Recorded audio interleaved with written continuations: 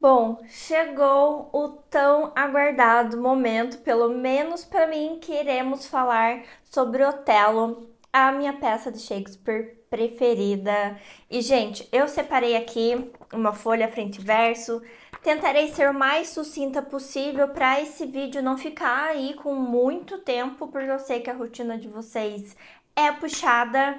E bora lá então começar. Eu queria começar falando sobre uma reflexão que alguns críticos têm sobre essa obra, de que se Otelo é sobre uma discussão racial ou um casamento malfadado. Eu acho que essa é uma ótima questão para a gente abordar de fato ali na nossa discussão final, na quarta-feira.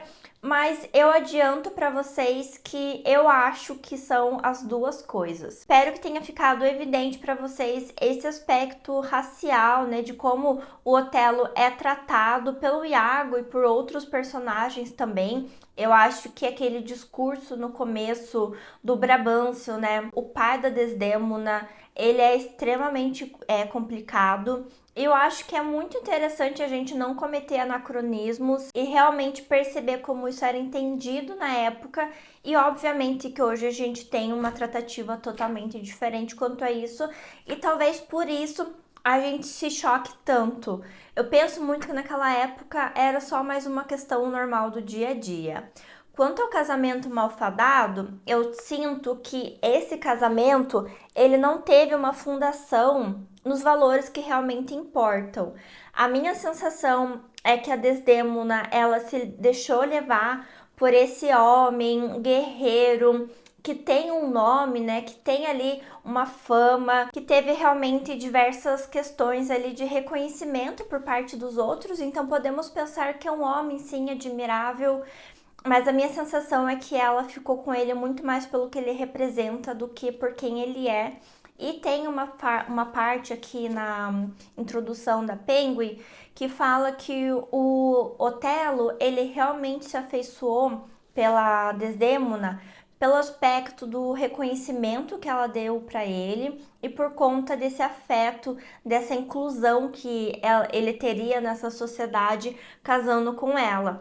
Então, não necessariamente também foi por conta dela. Eu acho que os dois estavam com expectativas e tomaram essa decisão em coisas que talvez a gente não tivesse que tomar quando se trata de um relacionamento. Eu gosto muito no começo dessa peça quando o Brabantio fala que a Desdémona foi enfeitiçada. Porque sim, tem um aspecto de racismo nesse sentido, mas é interessante a gente perceber como essa população, nessa sociedade da época, entende como as pessoas estrangeiras realmente detentoras de algum tipo de magia, de coisa ruim, porque não é uma magia do bem, obviamente, sempre é uma magia do mal, e o estrangeiro é que traz essa coisa diferente. Eu lembro, e fazendo uma conexão nada a ver e talvez tudo a ver também, eu lembro que quando eu li A Senhoria, do Dostoiévski, tinha ali um cara que é um personagem que aparece nessa história, que tinha muito uma questão de qual era a origem dele e tinha um aspecto de que ele era realmente uma pessoa conectado mais ao folclore daquela região e que por conta disso ele era visto meio como um mágico, um mago. Então, isso percorre todas as civilizações, eu acho isso bem interessante. Bom, a Débora até comentou lá no grupo sobre essa honestidade do Iago. Eu fiz um curso, né, da PUC do Rio de Janeiro, conectando tanto Dom Casmurro quanto Otelo, e eles me deram uma justificativa. Eu não sei se eu engulo essa justificativa, me digam vocês se faz sentido pra vocês, mas é importante a gente perceber um pouco de qual era o contexto, né? O Iago era um alferes, né, do Otelo, então ele era ali uma pessoa que estava sempre com o Otelo, tanto que o Otelo confiou, né, a Desdémona nessa viagem que eles tinham que fazer ao próprio Iago, então ele era um homem de confiança. E normalmente essas confianças elas eram estruturadas na guerra. Então essa honestidade estava muito conectado a esse papel, a esse trabalho que eles já fizeram juntos ao longo das todas as guerras que tiveram até ali.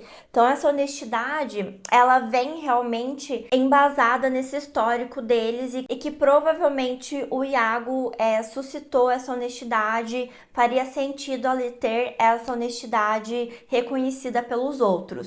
Eu não sei se eu confio muito nisso, mas foi a resposta que me deram. Me digam vocês se faz sentido. E eu queria comentar também sobre outra coisa que a Débora comentou lá no nosso grupo do Telegram, que é sobre essa insegurança do Otelo.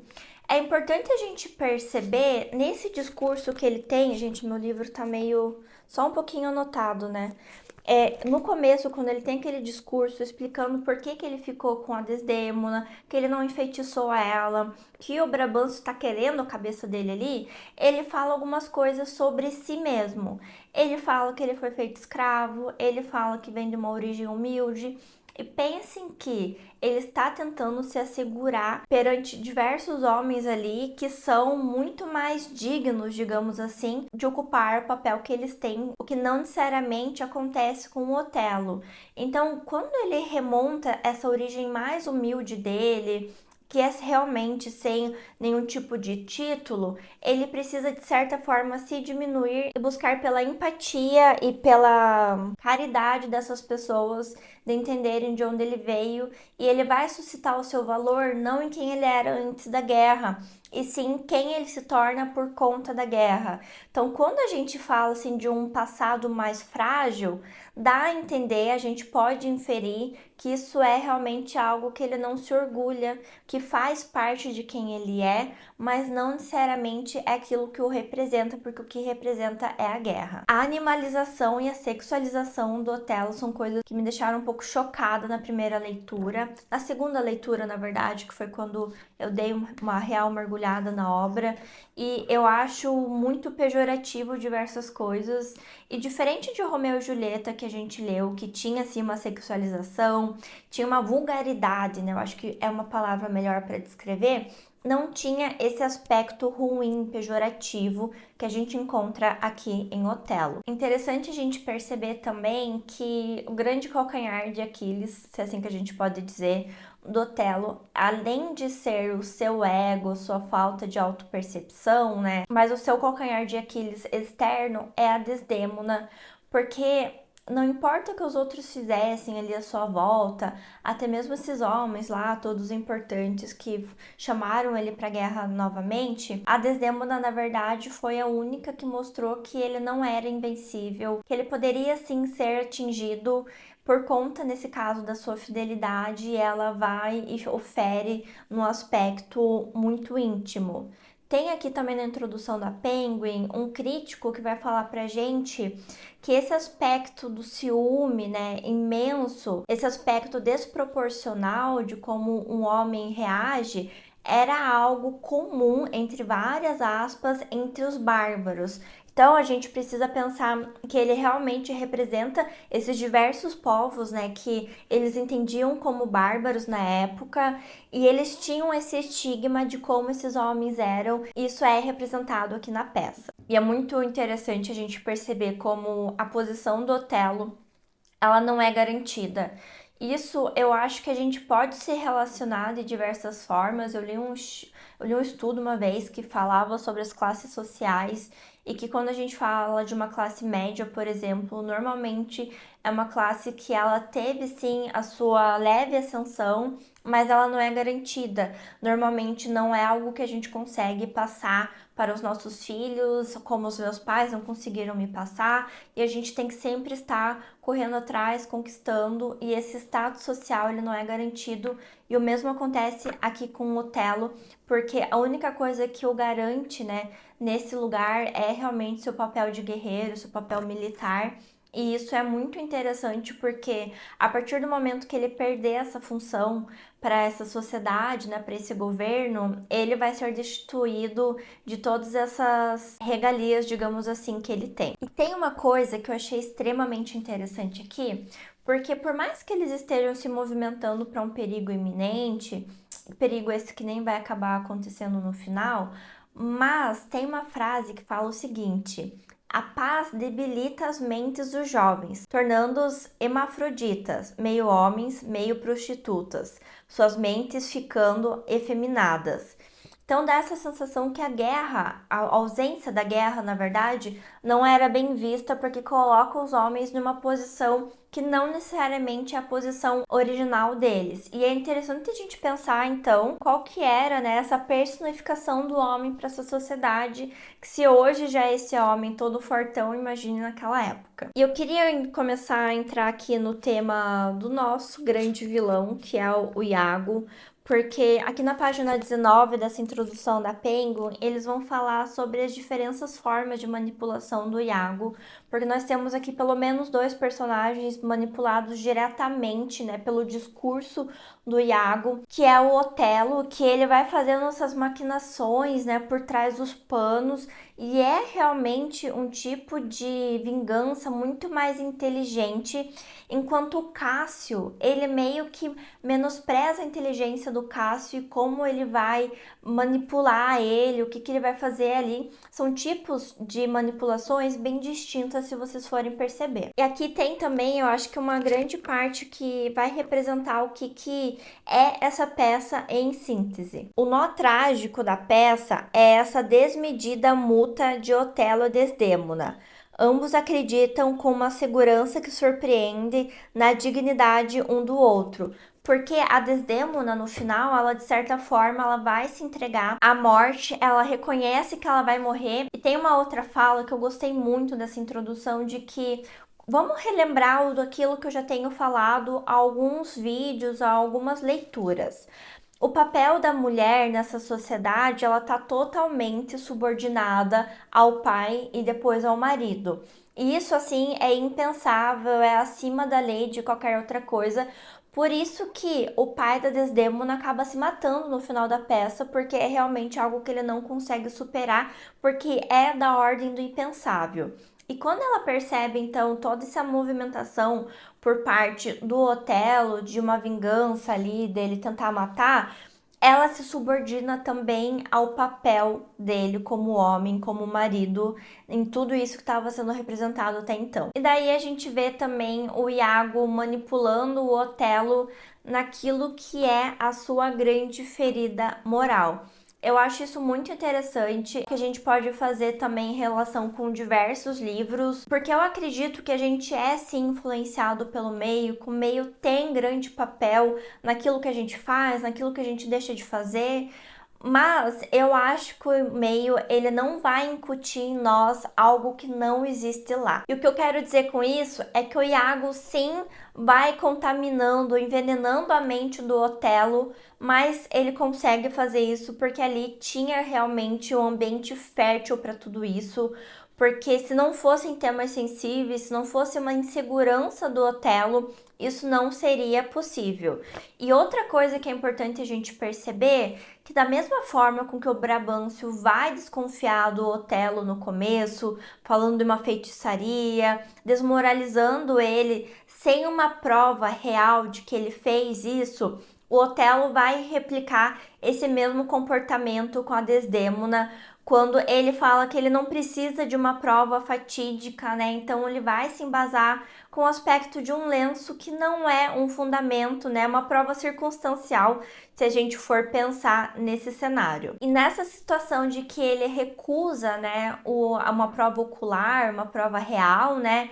Aqui a gente pode fazer a primeira interseção entre Otelo e Dom Casmurro, porque em Dom Casmurro nós teremos o Bentinho suscitando ali, né, uma desconfiança por parte de Capitu, e é discutível quando a gente faz a leitura do livro quais são as reais evidências ou não que ele tem para isso. E, gente, a pergunta que não quer calar entre todos os críticos e que a gente pode fazer uma grande discussão com base nisso é qual a real motivação do Iago.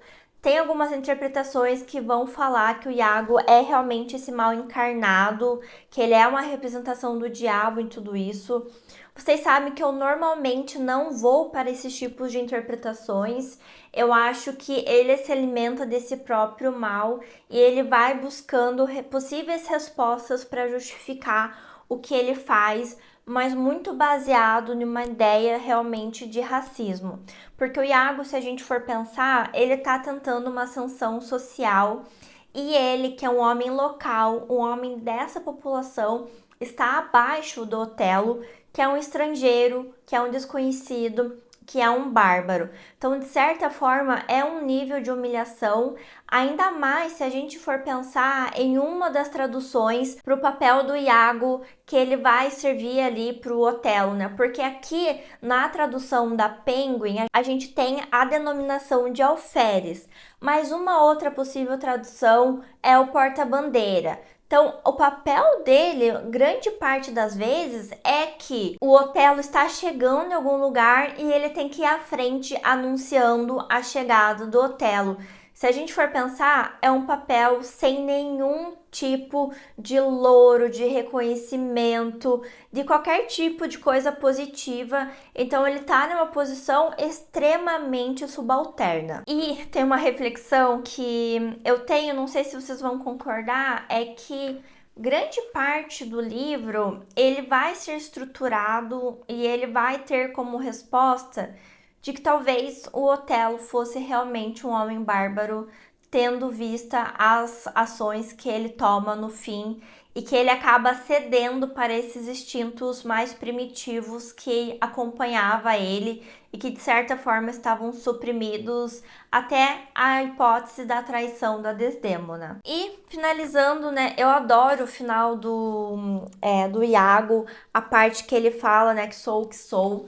E tem uma frase também na introdução que eu gostei muito de refletir sobre ela, que é que quando ele se revela realmente ser grande manipulador, as pessoas percebem muito mais de si e como elas se permitiram ser manipuladas, elas aprendem mais sobre si do que sobre o próprio Iago. E ele termina, né? Eu acho que ele termina super pra cima, porque todo mundo se matou e só ele restou, obviamente não com o papel social que ele queria até então, mas eu vejo que de certa forma ele conseguiu sim a sua vingança. Esses são os meus comentários a princípio de Otelo. Estou extremamente ansiosa para encontrá-los ali na nossa discussão final. Vou contar com a participação de vocês. Se vocês não leram a peça, venham para a discussão mesmo assim. Tem gente que tem feito isso, tem aproveitado muito esses papos. Não esqueçam de dar um like nesse vídeo, de trazer os seus comentários também aqui. E eu te espero no próximo vídeo aqui do canal.